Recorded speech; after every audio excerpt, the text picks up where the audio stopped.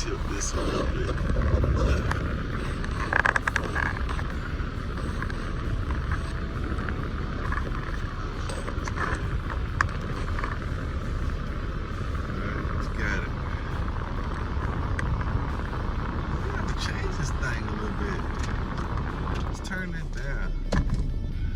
So we in business. It's your boy RC here. We getting ready. Looking to see if my little cardboard in the right spot. Supposed to be blocking some sunshine. We'll see how that pans out. Today is Tuesday, which is One Thing Tuesdays. I'll be doing all things one thing today. That includes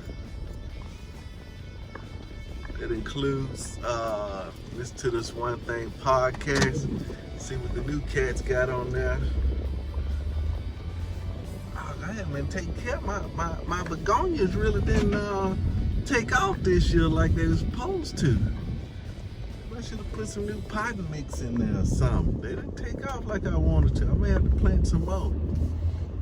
Normally they be busting, you know what I'm saying? But we're gonna do on this one thing. I just want to let you know I did go through probably about 20 minutes of meditation today. Yeah, I just started it out. I said I was gonna do, first the guy was talking about a whole week, just 7 days a week, 1 hour a day. I was like, man, I don't know if I can get it. That's what I was saying. Then I said, hey, one thing. What's the one thing I can do? I said, I can do 1 day a week. I know I can do that. I know I can carve out 1 day a week. Man, as I thought about it, I said, man, I can probably do 2 days a week. Those be the 2 days that my wife go to work. But then now I'm thinking if I'm gonna use that morning time, right, I could possibly do some more, right? I set me a little spot, got down in a little spot, and then down in the basement. I was a little warm. I could have been a little cooler. There was some distractions. I had my earbuds in, and I think I hit noise cancellation. But in being aware of the space, do I need the noise cancellation or not? I don't know. But I want to, spend that time in the morning. That's part of my, that's part of the miracle morning. I think the miracle morning, he says it's called scripts or something like that. And I think a part of that, everybody got a part of their time in doing the meditation. Just, and really I talked to my sister the other day, right? And then she does her form. She was familiar with the guy Dispenza and stuff like that, and then thinking about the meditation and different forms of meditation. And she said what she liked to use, and she considers her form of meditation is her prayer life. Just praying to God. Just praying to God, and which I do as well too. I got a prayer time as well too. But I want to kind of dip over into another type of meditation as well, and that's sort of like, and that's still going on with Christianity is crucify the flesh, deny thyself, knowing that I'm not a body, a mind, body, and soul. That's separating yourself. That's what I've been on this Christian experience for a while, is separating myself from the body. That's what you got to do. That's what the whole thing of Christianity is separating yourself from the body. So that was the deal. Because if you're identifying with the body, then you'll be identifying with this world. And the whole thing of Christianity say we're not of this world. We're in this world, but we're not of this world. So I'm just going on a little. And Jesus, man, he went up in there and he prayed as well too. Meditation type prayer. That was his communion with God. And I think that's what it is, bringing you closer to God. It's just another tool that I want to kind of try to, you know, just become more in tune to right now. When they be saying quiet your mind and your thoughts and stuff like that, they really just trying to get you to detach from the past and sort of detach from the future as well too. Stay present in the moment. This is where all the power is, the power of contact, which is right now. You know, because the other things are distractions. But what's really going on right now, and that's where we want to be, is right now what's really going on, smelling the roses. Can't wait till my bed get in. Man, I'm ready. I'm ready for this bed to get here. But keeping that in mind, right? So we did that. We're going to continue this miracle morning. Started out reading some more Joshua, son of Nun. He told me I had to go and circumcise the guys. Hey, y'all was born in the wilderness. Now we got to circumcise. We need an outward sign. Y'all need to be circumcised. So now they in the land. The people that saw the miracle that was done. They said they heard. Man, you got the Jordan River down. This time of year overflowing its banks. You got the inhabitants down there. And they see, man, for it to stand the water up, man, how would that look? How would that even look, man? How would that? They had to see that from miles around. They said, what in the world?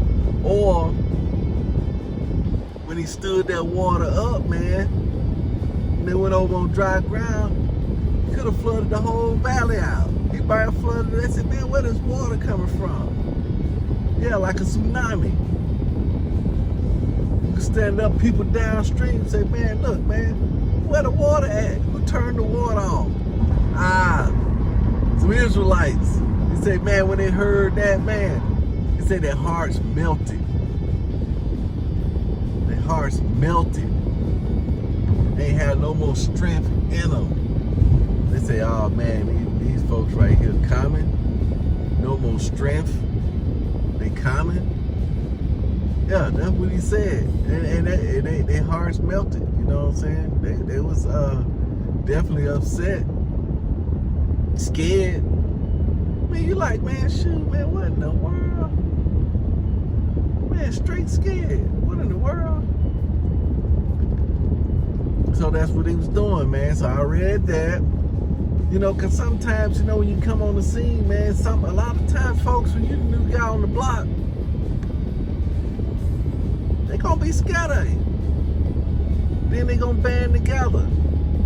Especially when you come in, and a lot of times when the new cat come on the scene, man, the reason they hire the guy or whatever, man, because he got some flash and some pizzazz. Then people start getting threatened, they egos, because they ain't in tune with it, see what I'm saying? That's why I'm trying to get into this meditation with itself, get more in tune with it. Detaching myself, not making assumptions, not taking things personally, That's all it's about, not taking things personally. You know? Not taking it personally. So, then after that, I listened to my boy Jeffries. No, Joseph Prince. I always put Joseph Prince up in there. Joseph Prince over Jeffries. I always listen to Joseph Prince. His message is a little bit more practical to me as far as using it right now. And I think Joseph was talking about, he was just talking about protection. I think it's protection he was talking about. And then I put in I finished up with my boy Jeffries. Jeffries was talking about, you know, being in the world, but not of the world. Not letting the world's circumstances dictate how I feel.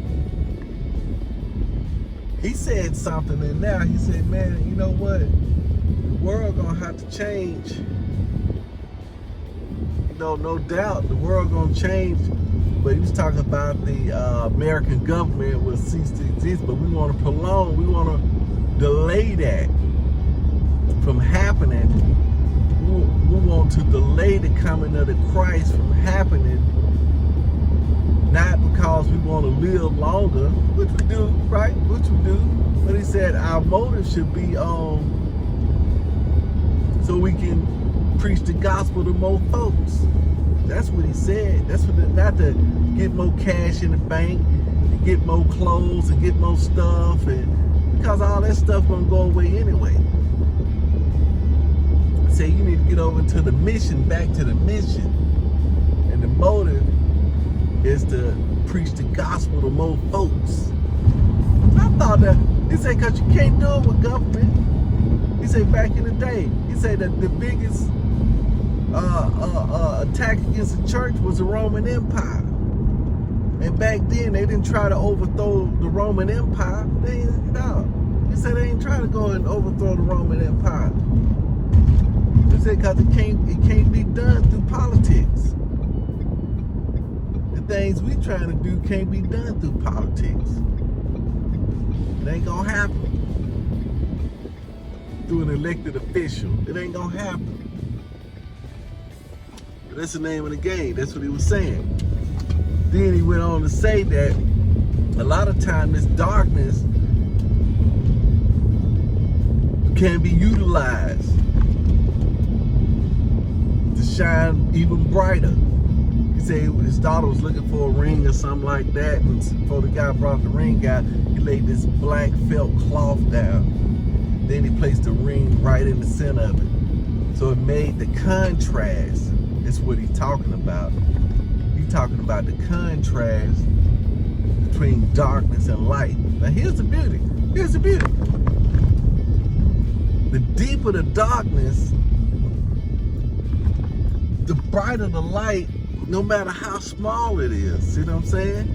Even if it's just a teeny tiny speck of light, if the darkness is deep enough, it's still gonna be bright. So it don't take a lot of light to dispel darkness. It don't take a lot. You know why? Man, I'm back to it, baby. Because light is something, darkness is nothing. That's why it don't take much light to outshine it, to overtake it, because it's nothing. A lot of times people don't understand. See, we've been conditioned to think that darkness has substance. Darkness don't have darkness is the absence of light. That's it.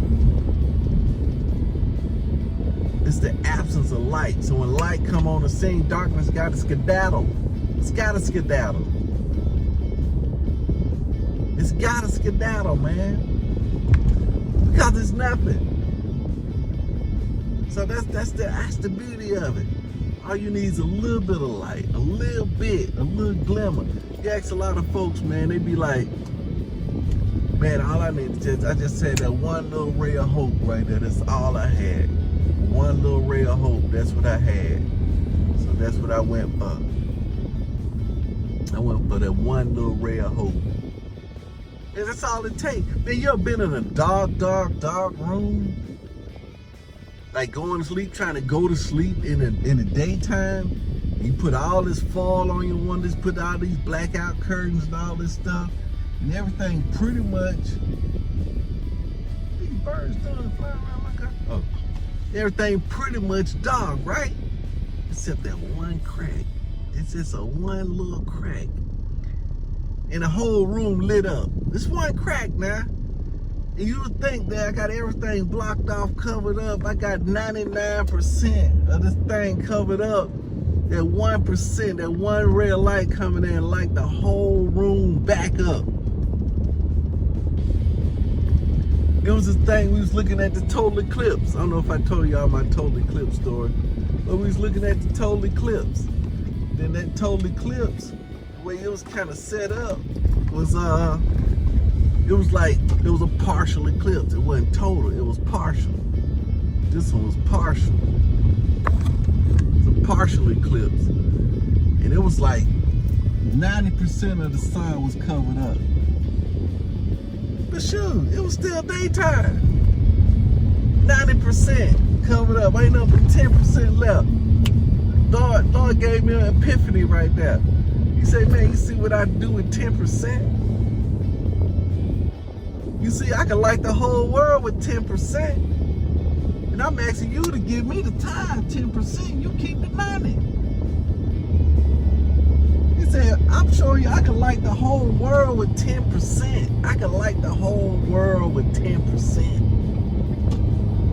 That's what he was saying. That's what he was saying. I was like, man, that's power now. That's much power. Lord is always excessive and abundant. It's always more than enough. It's always more than we would ever need. So there's no chance of running out. No chance of running out. You see what I'm saying? It's always more than we ever need. So keeping that in mind, you know, it's just no chance of running out. Just have to do things a little bit different. I've been praying. Holy Spirit, show me how to use this 90. Show me how to use this 80%. Because I want to stand 10% away from myself, see. I mean, a portion of that, I'm going to keep that. I'm going to use the 80.